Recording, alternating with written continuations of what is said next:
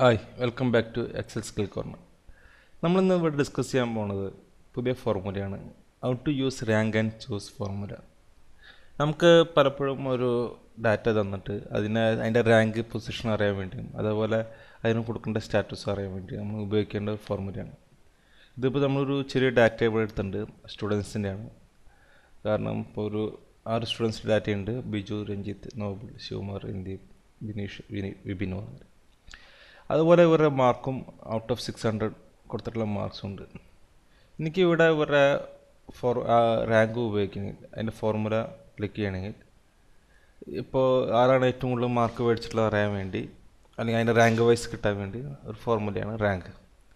Equal to rank click ചെയ്ത് കഴിഞ്ഞാൽ, rank type ചെയ്ത് കഴിഞ്ഞാൽ നമുക്കിവിടെ ഇതിൻ്റെ മാർക്ക് സെലക്ട് ചെയ്യണം. ഒരു മാർക്ക് സെലക്ട് ചെയ്ത് കഴിഞ്ഞാൽ നമ്മൾ ഇതിൻ്റെ ടോട്ടൽ റേഞ്ച് സെലക്ട് ചെയ്യുക. ടോട്ടൽ റേഞ്ച് സെലക്ട് ചെയ്ത് കഴിഞ്ഞാൽ നമുക്ക് ഇതിനെ ഷിഫ്റ്റ് F4 അടിച്ച് വെറും F4 ക്ലിക്ക് ചെയ്ത് കഴിഞ്ഞാൽ ഇതിന് ഓപ്സലൂട്ട് റെഫറൻസ് കൊടുത്തു കഴിഞ്ഞാൽ ബ്രാക്കറ്റ് ക്ലോസ് ചെയ്യുക. ഇത് നമ്മൾ ഉദ്ദേശിക്കുന്നതാണ് 549, ദാറ്റ് മീൻസ് ഈ 9 549 ടോട്ടൽ റേഞ്ച് ഓഫ് സെറ്റിൽ എത്രാമത്തെ പൊസിഷനാണ് അറിയാൻ വേണ്ടിയാണ്. ഇതിവിടെ ക്ലിക്ക് ചെയ്ത് കഴിഞ്ഞാൽ 6th പൊസിഷനാണത്. നമ്മളിവിടെ ഡ്രാഗ് ചെയ്ത് കഴിഞ്ഞാൽ നമുക്ക് കാണാൻ സാധിക്കും ഇപ്പോൾ 595 നമ്പർ 1 ആണ്. ടോട്ടൽ 600 ടോപ്പ് റാങ്ക് എടുക്കുന്നത് 595 ആണ്.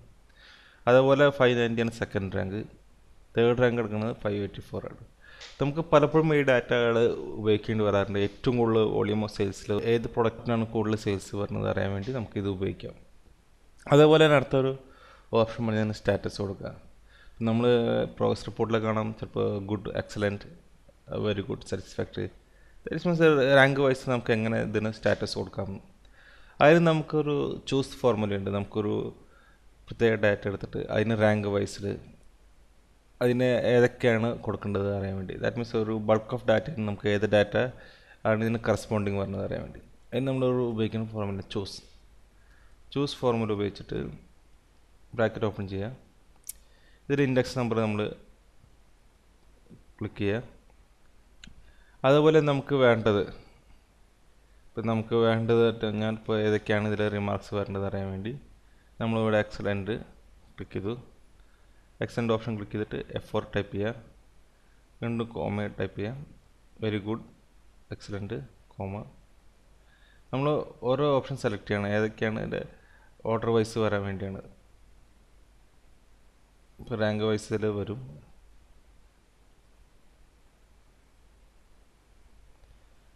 ഇവിടെ ടൈപ്പ് ചെയ്ത് കഴിഞ്ഞാൽ ബ്രാക്കറ്റ് ക്ലോസ് ചെയ്ത് കഴിഞ്ഞാൽ നമുക്ക് കാണാൻ സാധിക്കും 6 പറഞ്ഞ വർക്കാർഡാണ്.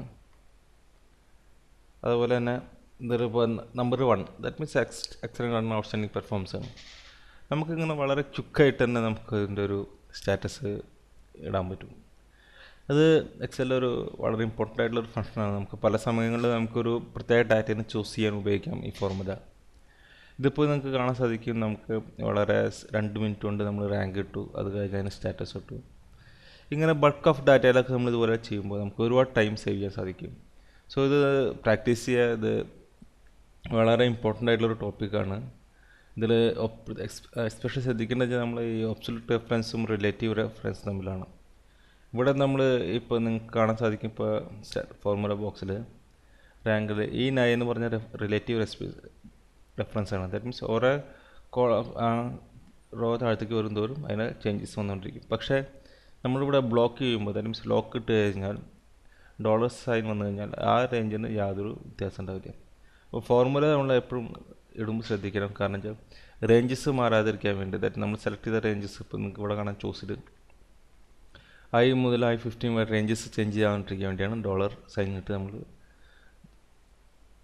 ഫോർമുല റൈറ്റ് ചെയ്തിരുന്നത്. അതുപോലെ തന്നെയാണ് നമ്മൾ റിലേറ്റീവ് റെഫറൻസിൽ നമ്മളിവിടെ ഓരോ റോ ആണ് സെലക്ട് ചെയ്തിരുന്നത്. ദാറ്റ് മീൻസ് F9 അതുപോലെ അടുത്ത നിങ്ങൾക്ക് F10 F11 ഒക്കെ സെലക്ട് ചെയ്തിട്ടുണ്ട്. ഓക്കെ, ഇത് പ്രാക്ടീസ് ചെയ്യുക. പ്രാക്ടീസ് ചെയ്തതിൻ്റെ ഒരുപാട് കാര്യങ്ങൾക്ക് നമുക്ക് ഉപയോഗിക്കാം.